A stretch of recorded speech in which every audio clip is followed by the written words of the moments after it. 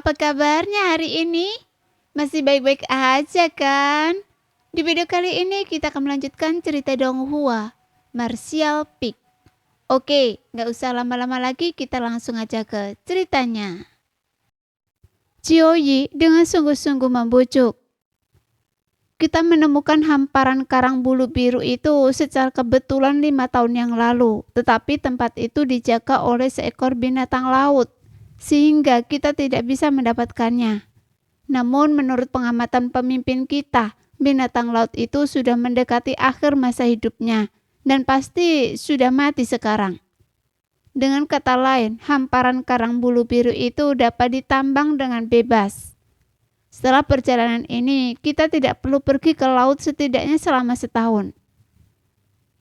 Yang pelan menggelengkan kepalanya dan berkata, saya dan adik saya tidak akan ikut serta dalam hal ini.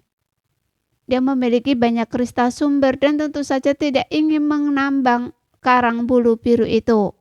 Seberapapun fasenya Jiuyi berbicara, dia tidak akan terpengaruh.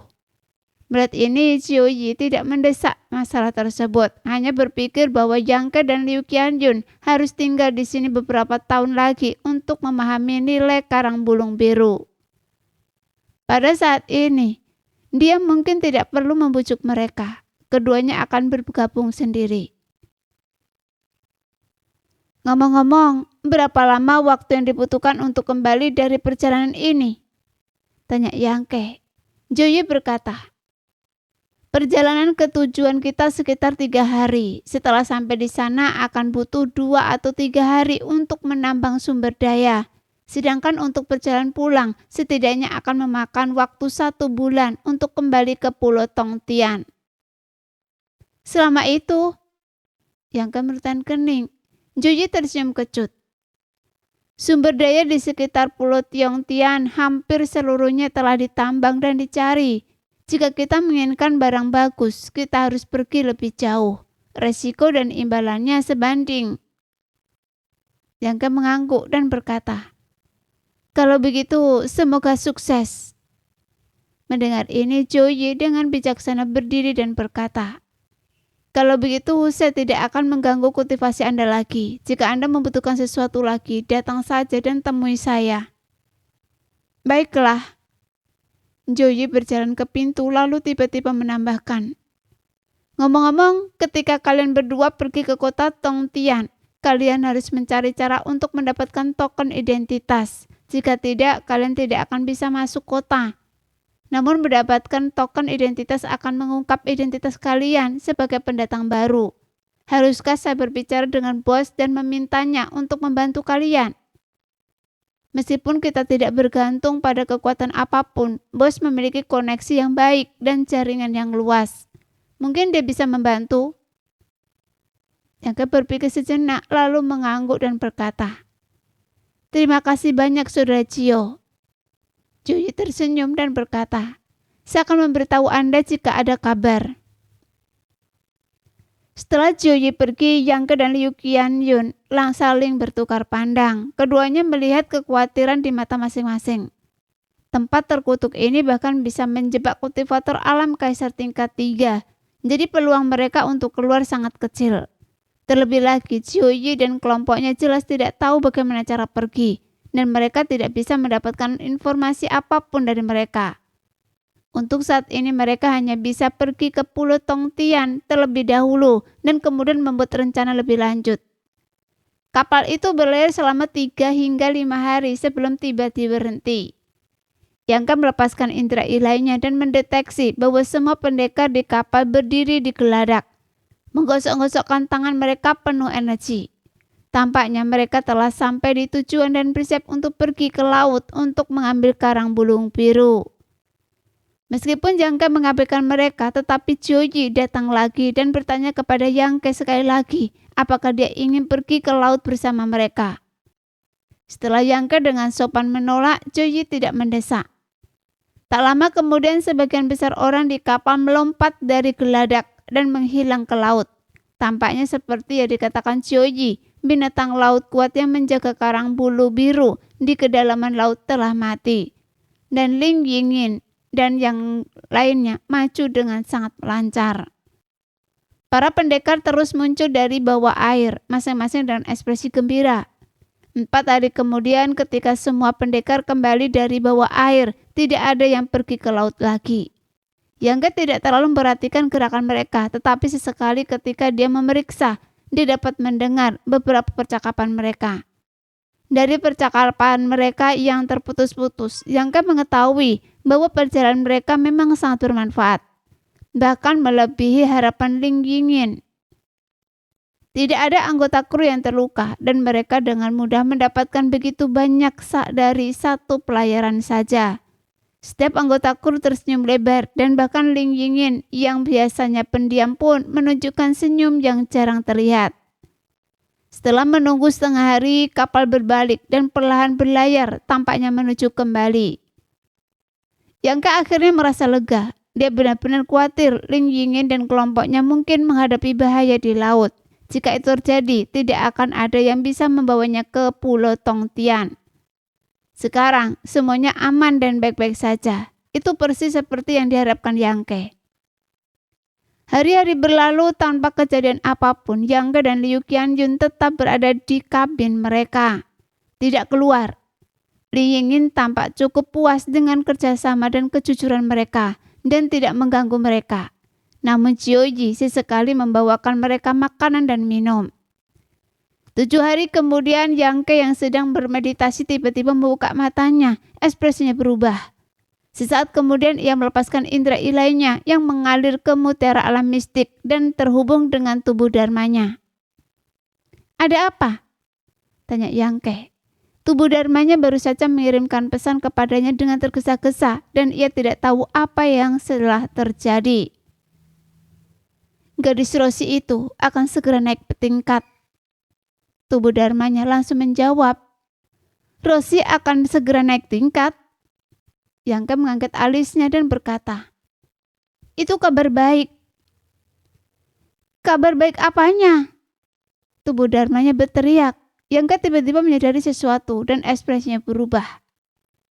Alam Asaldo. Ia ingat bahwa Zhang Rosi seharusnya berada di tingkat ketiga alam raja kekosongan. Jika ia membuat terobosan lagi, ia akan berada di alam Asaldo. Benar, saya tidak tahu apa yang salah dengan gadis itu. Kekuatannya meningkat dengan kecepatan yang menakutkan. Belum lama, dan ia akan segera menembus ke alam Asaldo. Yangke segera memahami keseriusan masalah tersebut dan dengan cepat bergerak ke alam mistik kecil. Di suatu tempat di alam mistik kecil yang Rosi duduk bersila, auranya berfluktuasi, yuan sucinya mengalir seperti sungai di dalam tubuhnya, mengeluarkan suara gemericik. Ini jelas menunjukkan bahwa dia berada di ambang terobosan. Di luar terobosan seperti itu bukanlah masalah, tetapi ini adalah alam mistik kecil, di mana hukum langit dan bumi tidak lengkap. Meskipun kultivasi harian Zhang Rosi di sini baik-baik saja, menembus ke alam yang lebih tinggi melibatkan pembaptisan energi langit dan bumi dan pemahaman hukum. Sesuatu yang alam mistik kecil tidak dapat diberikan. Dengan kata lain, Zhang Rosi tidak memiliki kesempatan untuk menembus ke alam sumber Do di dalam alam mistik kecil. Jika dibiarkan begitu saja, kegagalan adalah satu-satunya hasil.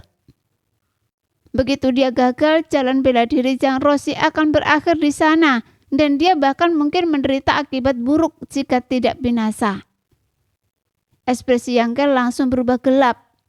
Di luar ada lautan luas dan lingkungan alam rahasia kekosongan sunyi ini sangat aneh. Dia tidak tahu apakah membawa Zhang Rosi keluar akan memungkinkannya untuk menembus. Sekalipun mereka membawanya keluar, kemana mereka akan pergi untuk menerobos?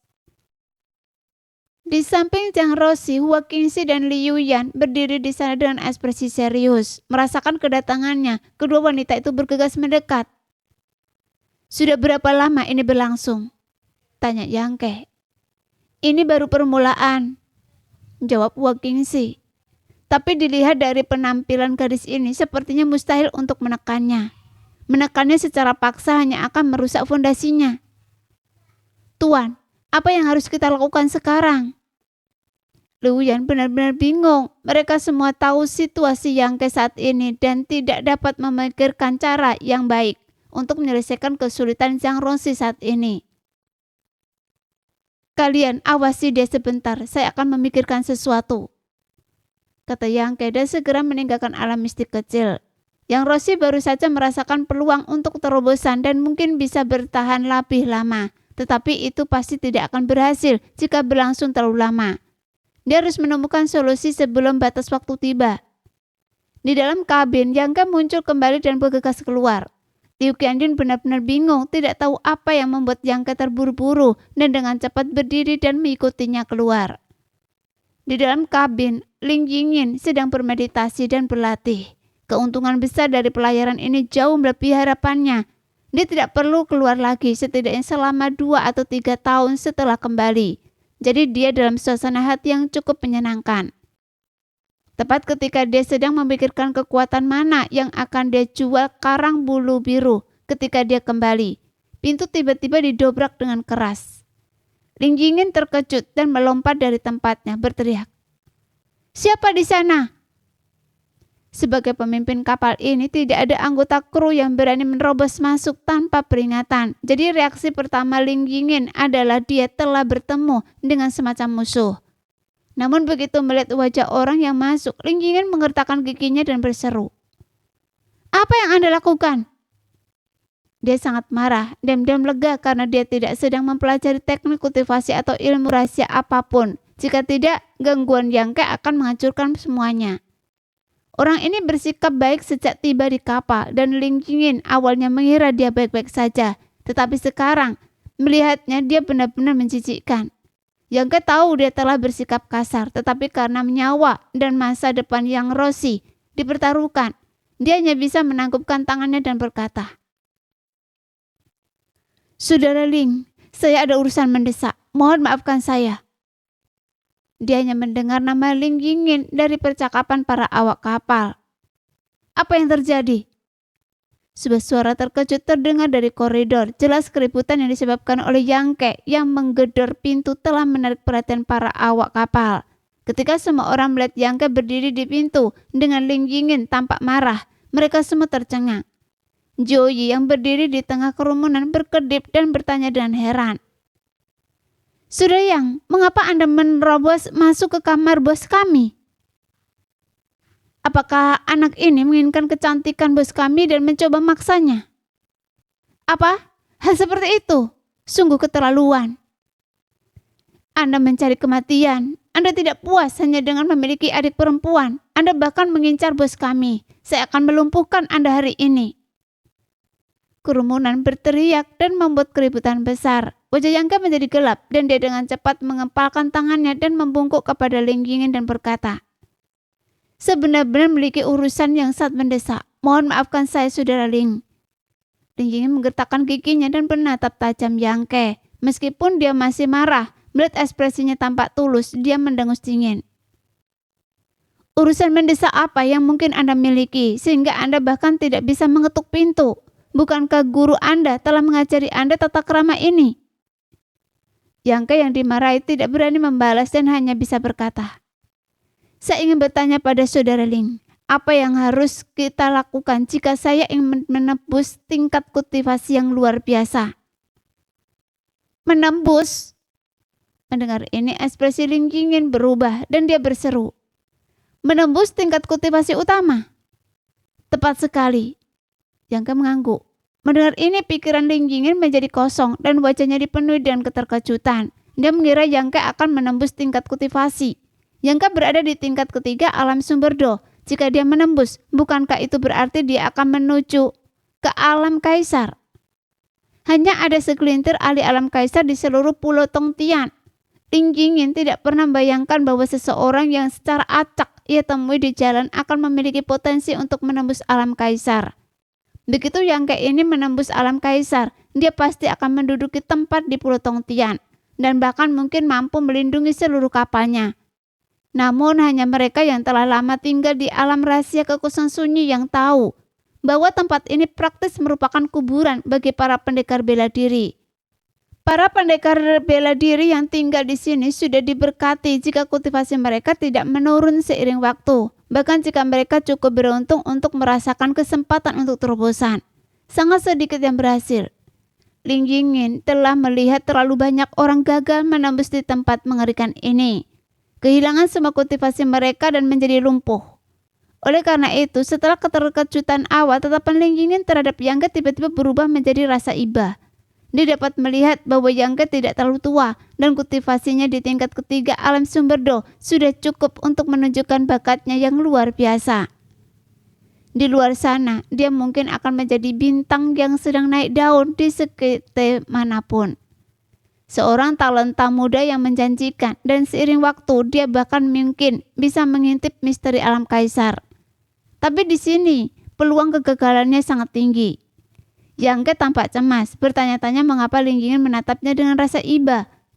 Melihat keraguannya, dia mendesak. Saudara Ling, apakah Anda punya saran yang bagus? Apakah Anda benar-benar akan melakukan terobosan? Ling Yingyin merasakan iba dan menyarankan.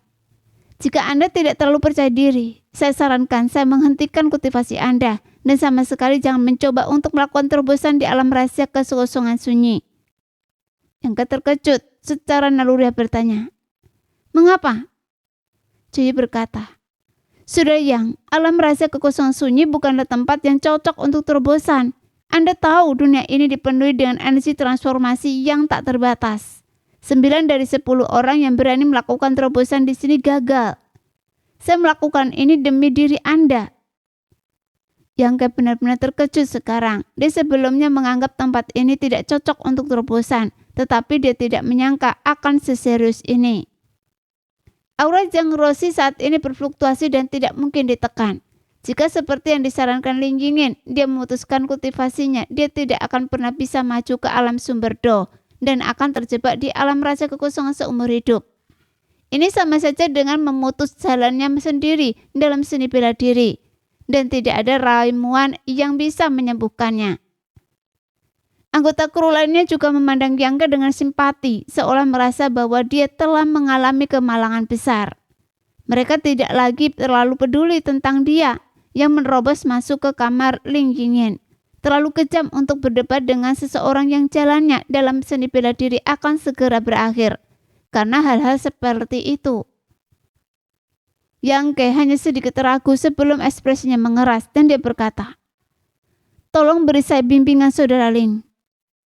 Melihat kegigihannya, Ling Yingyin tahu bahwa membujuknya tidak ada gunanya, jadi dia hanya bisa berkata, saya memiliki formasi pemurnian roh tingkat tinggi di sini yang mungkin bisa membantu Anda. Formasi pemurnian roh dibagi menjadi 4 tingkatan, tingkat rendah, tingkat menengah, tingkat tinggi, dan tingkat atas. Selama percakapan santainya dengan Chioji beberapa hari terakhir ini, Yang Ke mengetahui bahwa susunan pemurnian spiritual yang dipasang di ruangan-ruangan di kapal semuanya berlevel rendah.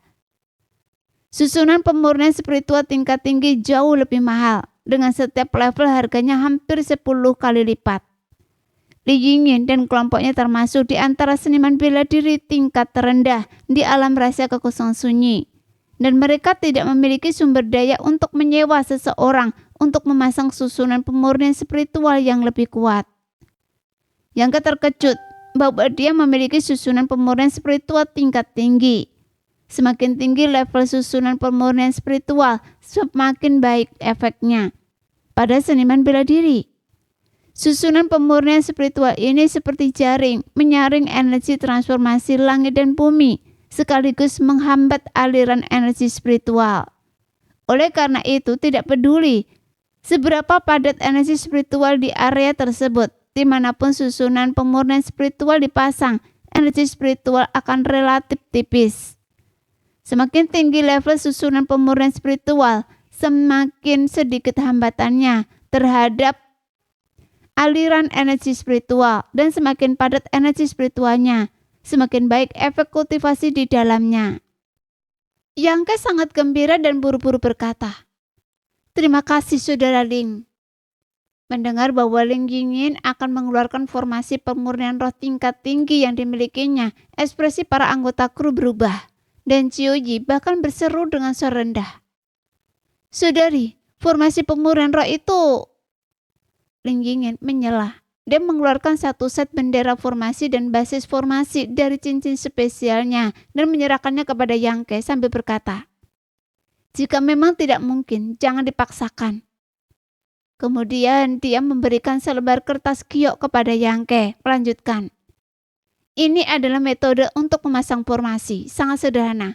Anda akan mengerti setelah melihat lebih dekat."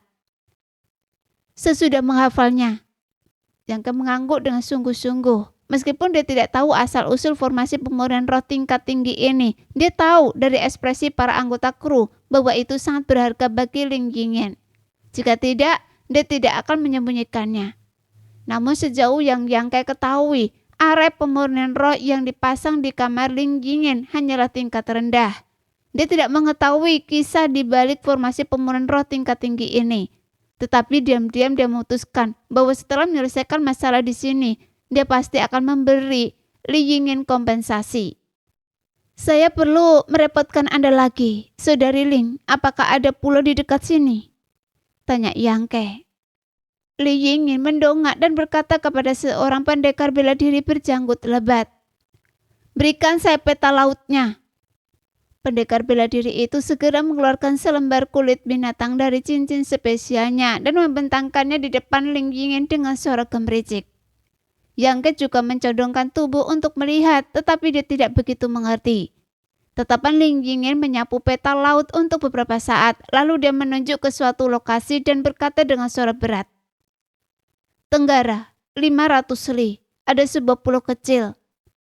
Yangke mengepalkan tangannya dan berkata, "Terima kasih." Begitu dia selesai berbicara, dia sudah menghilang dalam sekejap. Semua orang terkejut, bahkan wajah Lin Yingyan berubah warna. Tidak ada yang mengerti bagaimana Yangke pergi. Meskipun dia tahu bahwa Yangke berada di tingkat ketiga alam sumber Do, dia tidak menyangka kekuatannya begitu dahsyat. Hanya berdasarkan teknik menghilang yang luar biasa itu, Lin Yingyan tidak mungkin menemukan keberadaan Yangke. Jika orang seperti itu ingin membunuhnya, dia tidak akan punya cara untuk membela diri. Untuk sesaat, Lin Yingyan diam-diam merasa lega karena dia tidak membiarkan kru memprovokasi Yangke. Jika tidak, semua orang di kapal akan mati tanpa tahu bagaimana caranya. "Kakak senior, dia sebenarnya akan menembus ke alam kaisar." Seseorang tiba-tiba bergumam di sampingnya. Lin Yingyan mendongak dan melihat Liu Qianjun berdiri di sana dengan ekspresi khawatir. Dia telah mengikuti Yangke keluar dari ruangan dan mendengar percakapan itu dengan jelas, jadi dia pasti terkejut. Tidak seperti Lin Yingyan yang tidak banyak tahu tentang Yangke. Liu Qianjun telah bermeditasi dan berkultivasi bersamanya beberapa hari terakhir ini dan tidak melihat tanda-tanda terobosan apapun. Bagaimana mungkin dia tiba-tiba akan menembus ke alam kaisar? Namun setelah keterkejutan itu muncul kekhawatiran yang mendalam, karena Lin Yingyan telah menjelaskan dengan sangat jelas bahwa menembus alam rahasia kekosongan sunyi bukanlah hal yang baik. "Saudari Ling, kakak senior saya..." Liu Qianjun menatap Lin Yingyan yang terakhir menghela nafas dan berkata jujur. Harapannya sangat kecil, pada dasarnya mustahil baginya untuk berhasil. Wajah Liu Qianjun memucat dan dia hampir kehilangan keseimbangan. Bagaimana mungkin seseorang yang cemerlang Yangke ditakdirkan untuk gagal di tempat terkutuk ini? Dan akar dari semua ini adalah kesalahannya sendiri. Jika mereka tidak bertemu secara kebetulan di kota Go, Yangke tidak akan membela dirinya, tidak akan menarik perhatian monster tua seperti Yu Changjun, dan dia tidak akan dikejar kepugungan kekosongan sunyi dan ditelan oleh alam rahasia kekosongan sunyi. Memikirkannya, Liu Qianjun merasa sangat kasihan pada Yangke. Dia merasa bahwa jika dia benar-benar gagal dalam terobosannya, menjadi cacat atau binasa, itu semua akan menjadi tanggung jawabnya. "Kakak, formasi pemurnian roh itu adalah sesuatu yang kakak Zhou tinggalkan untuk Anda dulu. Bagaimana mungkin Anda..." Zhou Yi menatap Lin Yingyan dengan sedih. Lin Yingyan berkata, "Dia sangat membutuhkannya. Apa masalahnya jika meminjamnya?" Zhou Yi berkata, "Tapi bagaimana jika dia merusaknya?" "Jika Anda ingin mencapai terobosan, saya akan meminjamkannya pada Anda." Para kru tahu Lin Yingyan tidak berbohong. Itu hanya kepribadiannya. Dingin di luar, hangat di dalam. Yangke hanyalah seseorang yang menumpang. Mereka tidak memiliki hubungan yang nyata. namun dia tetap meminjamkan formasi pemurnian roh yang berharga itu kepadanya. Tetapi nilai are pemurnian roh itu bukanlah pada nilai moneternya, melainkan pada makna yang dimilikinya di hati Lin Yingyin. Jadi meskipun semua orang tahu Lin Yingyin memiliki are pemurnian roh tingkat tinggi, mereka tidak pernah memintanya untuk menggunakannya. Mereka semuanya tetap berada di dalam are pemurnian roh tingkat rendah. Berkultivasi perlahan untuk memperlambat penurunan kultivasi mereka. Sampaikan perintahnya, tunggu di sini selama beberapa hari, kalian semua boleh bubar. Lin Yingyin melambaikan tangannya memberikan perintah pembubaran. Selusin anggota kru saling memandang, tidak berani mengatakan apapun lagi, dan pergi. Kakak Sinergio, siapa kakak Zhou yang Anda sebutkan tadi? Tanya Liu Qianyun sambil mengikuti Jiuyi menuju ruangan samping. Jiuyi berkata, dia adalah rekan kakak. Dulu kakak dan kakak Zhou terdampar di sini bersama dan mereka membantu kami berjuang untuk sampai ke sini. Kemudian selama pelayaran kakak Zhou terbunuh oleh monster laut saat melindungi semua orang. Satu-satunya yang dia tinggalkan sebelum meninggal adalah are pemurnian roh itu. Dia menjual hartanya sendiri untuk membelinya. Jika dia tidak kekurangan harta yang sesuai, kakak Zhou tidak akan mati. Berbicara tentang masa lalu, emosi Jiuyi sedikit bergejolak, tinjunya mengepak erat. Jelas dia telah menerima banyak perhatian dari kakak Zhou dan menganggapnya seperti keluarga. Kakak Zhou benar-benar baik kepada kakak Ling, kata Liu Qianyun sedikit termenung. Menjual hartanya sendiri untuk membeli are pemurnian roh untuk rekannya, tindakan ini tampak bodoh. Tetapi siapa yang bisa mengkritiknya? Sekarang Anda seharusnya mengerti betapa berharganya are pemurnian roh itu bagi kakak, kan? Jiuyi menggertakkan giginya. Jika kakak Anda merusak are pemurnian roh itu, saya Jiuyi akan menjadi orang pertama yang tidak akan membiarkannya lolos begitu saja. Meskipun Jiuyi telah bergaul baik dengan Yang Ke dan Liu Qianyun beberapa hari terakhir ini, dan bahkan menerima banyak kristal sumber dari Yang Ke, ketika menyangkut are pemurnian roh tingkat tinggi itu, dia tetap teguh berada di pihak Lin Yingyin. Setelah mengumpat, Jiuyi berkata dengan sedikit kesal, maaf, saya agak pemarah. Seharusnya saya tidak mengatakan semua ini pada Anda, tapi saya tidak tahu apakah kakak Anda akan bisa kembali dengan selamat. Tidak apa-apa, saya mengerti perasaan kakak Jiu. Liu Qianyun melambaikan tangannya, dia tidak bisa menahan diri untuk berfantasi bahwa jika Yang Ke meninggalkan sesuatu untuknya, betapapun berharganya itu, dia pasti akan menghargainya seperti permata berharga. Saat Yang Ke terbang menuju pulau kecil itu, pikirannya terfokus pada gulungan giok yang diberikan Lin Yingyin, mempelajari cara memasang formasi pemurnian roh. Meskipun ia memiliki sedikit pengalaman dengan formasi susunan, gulungan giok itu berisi informasi yang sangat detail dan mudah dipahami. Terlebih lagi dengan dasar susunan dan benderanya, memasangnya seharusnya tidak sulit. Yang Ke menempuh jarak pendek 500 li hanya dalam 10 tarikan nafas. Meskipun ia sengaja memperlambat langkahnya untuk mempelajari gulungan giok. Jika tidak, dengan kemampuan spesialnya yang sepenuhnya aktif, ia bisa tiba dalam 3 tarikan nafas. Melihat ke depan, memang benar itu adalah pulau kecil, hanya sekitar 100 yang kelilingnya. Tandus dan tampaknya terbentuk dari terumbu karang. Langit cerah dan tanpa awan dan laut tenang. Yang Ke buru-buru mendarat dan mulai memasang susunan sesuai dengan instruksi dalam gulungan giok. Setelah sekitar waktu yang dibutuhkan untuk minum secangkir teh, ia akhirnya selesai. Cahaya samar tiba-tiba menyelimuti seluruh pulau, memurnikan energi di sekitarnya. Tetapi energi spiritual juga berkurang secara signifikan. Tampaknya bahkan susunan pemurnian tingkat tinggi pun tidak dapat membiarkan semua energi spiritual langit dan bumi mengalir masuk. Dengan logika itu, bahkan susunan pemurnian tingkat atas pun mungkin tidak akan jauh lebih efektif.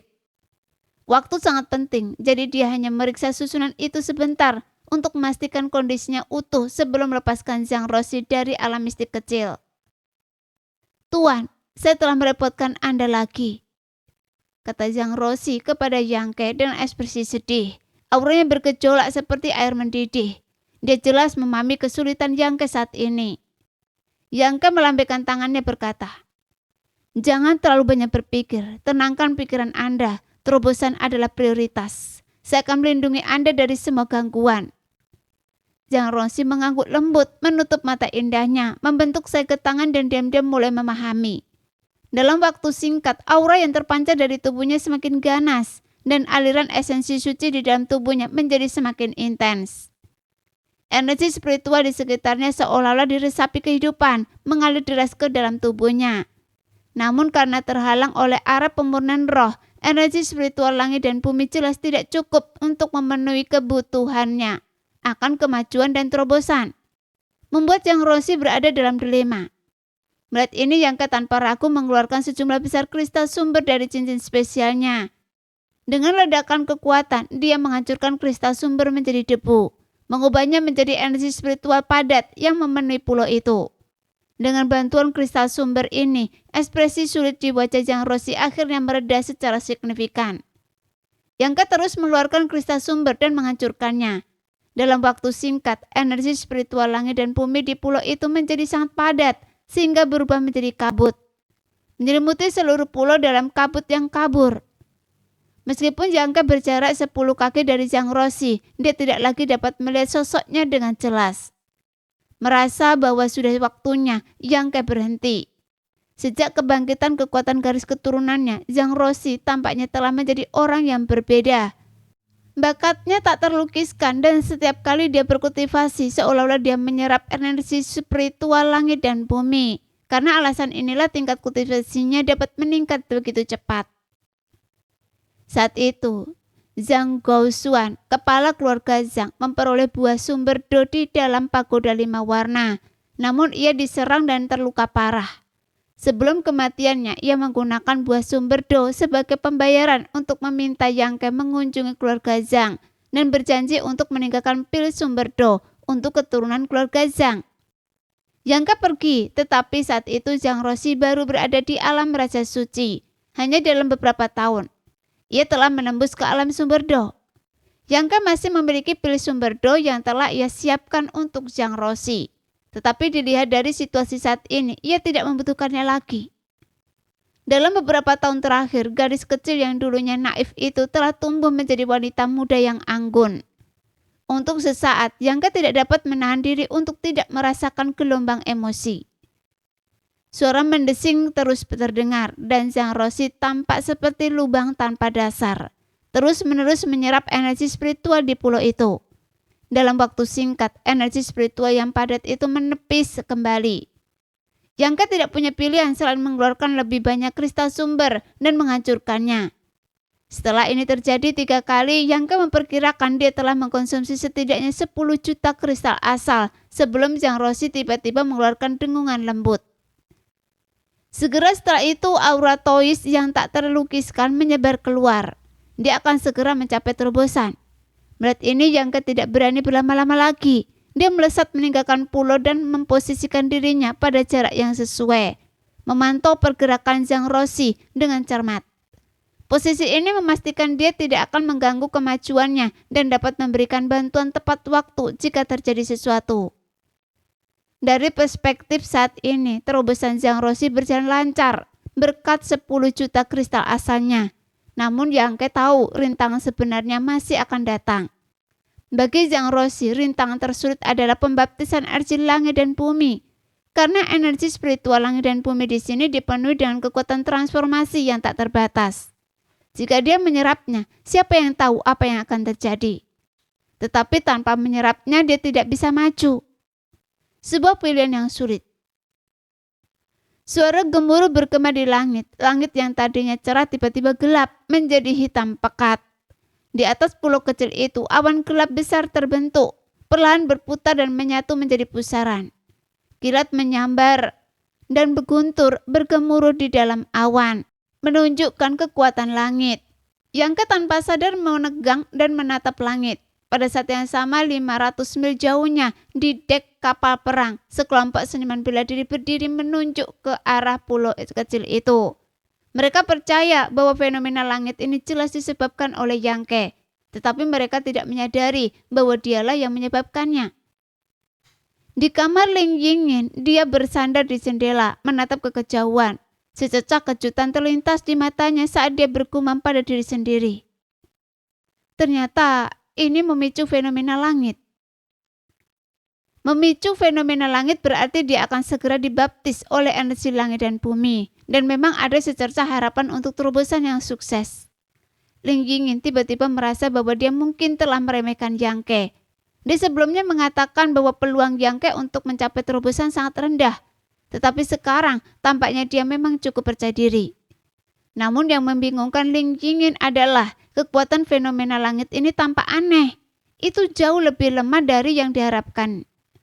Meskipun Ling Yingyin belum pernah menyaksikan seorang seniman bela diri mencapai alam kaisar, jelas seharusnya tidak selemah ini. Di ruangan lain, Liu Qianyun juga menatap keluar jendela. Wajahnya dipenuhi kekhawatiran dan ketegangan. Dia tidak berani mendekat dengan gegabah, tetapi malah berlutut di tanah. Tangan terkatup, berdoa dengan sungguh-sungguh memohon pelindungan ilahi. Sementara itu, ribuan mil jauhnya, di laut, sebuah kapal besar juga berlayar perlahan. Terlepas dari jaraknya, fenomena langit itu diperhatikan oleh mereka yang berada di atas kapal. Sesaat kemudian, kapal itu tiba-tiba mengubah arah menuju ke pulau itu, jelas bermaksud untuk menyelidiki. Di atas pulau itu, awan tebal dan gelap membayangi, disertai guntur yang terus-menerus. Tiba-tiba kekuatan dahsyat turun dari langit, melesat menuju pulau itu. Lintasannya tampaknya mengarah ke kepala Zhang Roshi. Ekspresi Yang Ke sedikit berubah, tetapi dia menekan keinginan untuk bergegas membantunya. Tiba-tiba dentuman yang mengkakkan telinga terdengar saat kekuatan langit dan bumi yang sangat besar menghantam langsung pulau itu. Area pemurnian roh yang telah didirikan Yang Ke di pulau itu langsung runtuh, merusak dasar Re dan bendera yang tersembunyi di sekitarnya. Dan cahaya yang menyelimuti pulau itu lenyap. Area pemurnian roh tingkat tinggi itu hancur begitu saja. Sebelum kekuatan langit dan bumi mencapai kepala Zhang Roshi, tubuhnya yang halus bergetar, dan sosok hantu raksasa tiba-tiba muncul di kepalanya. Mata Yang Ke melebar saat dia menatapnya dengan seksama. Ini bukan pertama kalinya dia melihat hantu ini. Hantu itu pernah muncul di negeri 4 musim ketika Zhang Roshi naik ke alam yang lebih tinggi. Namun Yang Ke tidak pernah tahu apa hantu ini. Hanya menduga bahwa itu terkait erat dengan kekuatan garis keturunan Zhang Roshi. Sekarang hantu itu bahkan lebih padat dari sebelumnya, dan yang membingungkan Yang Ke adalah dia tidak bisa memahaminya dengan jelas. Dia hanya tahu bahwa hantu itu adalah bayangan seorang wanita raksasa, setinggi 20 atau 30 kaki, bahkan lebih besar dari Xiao Xiao. Setelah transformasinya, dia memegang pedang raksasa di kedua tangannya. Kepalanya menjulang ke langit dan kakinya menapak kuat di tanah, menciptakan dampak visual yang kuat. Meskipun sangat besar, wanita ini tentu saja tidak jelek. Dia seperti kecantikan yang menakjubkan yang diperbesar berkali-kali. Setiap bagian tubuhnya sempurna tanpa celah. Ia tiba-tiba muncul di belakang Zhang Roshi seperti malaikat pelindung. Sosoknya gagah, berani dan tak tergoyahkan, seolah mampu menahan seluruh pasukan. Kekuatan langit dan bumi membelah, memasuki tubuhnya seperti batu yang tenggelam ke laut, tanpa menimbulkan riak sedikit pun. Detik berikutnya, sosok ilusi ini mengangkat kepalanya, menatap langit, membuka mulutnya, dan menarik nafas perlahan. Kekuatan yang terkumpul di langit langsung diserap ke dalam mulutnya, dan hanya dalam 3 tarikan nafas, langit gelap kembali cerah, dan laut kembali tenang. Meskipun ia pernah menyaksikan sekali sebelumnya, Yang Ke masih sangat terkejut dan terdiam untuk waktu yang lama. Sudah menjadi pengetahuan umum bahwa para pendekar bela diri akan dibaptis oleh kekuatan langit dan bumi ketika menembus ke alam yang lebih tinggi. Tidak ada yang bisa menghindarinya. Mereka yang mampu menahannya dapat melihat sekilas misteri alam berikutnya. Mereka yang tidak mampu akan mati atau lumpuh. Yang Ke telah hidup seperti ini selama bertahun-tahun. Tetapi dibandingkan dengan kemajuan Zhang Roshi, Yang Ke merasa bahwa terobosannya sangat lemah, benar-benar berada di tingkat yang berbeda. Saat ia sedang melamun, sosok hantu raksasa itu tiba-tiba muncul di tubuh Zhang Roshi. Detik berikutnya, aura alam sumber daya terpancar dari tubuh Zhang Roshi. Tulang-tulangnya berderak dan kekuatan internalnya melonjak hebat. Yangka diam-diam cemas, bertanya-tanya apakah ada masalah dengan sosok hantu itu yang mengambil alih dan menelan kekuatan langit dan bumi. Lagi pula, energi spiritual dunia ini dipenuhi dengan kekuatan transformasi yang tak terbatas. Dan sosok hantu itu pasti telah menelan kekuatan transformasi itu bersama dengan kekuatan langit dan bumi. Ia dengan hati-hati mengamati reaksi Yang Roshi. Diam-diam memutuskan untuk membawanya ke alam mistik kecil jika ada sesuatu yang tampak tidak beres. Tetapi bagaimanapun ia memandangnya, Yang Roshi tidak menunjukkan ketidaknyamanan. Sebaliknya, ia memiliki ekspresi gembira. Tampaknya senang dengan terobosannya. Masih duduk di sana, tangannya membentuk segel tangan spiritual. Ini membuat Yangka benar-benar bingung, tidak dapat memahami situasinya. Nah, sekian dulu cerita kali ini. Kita lanjut lain hari ya guys ya. Bye-bye.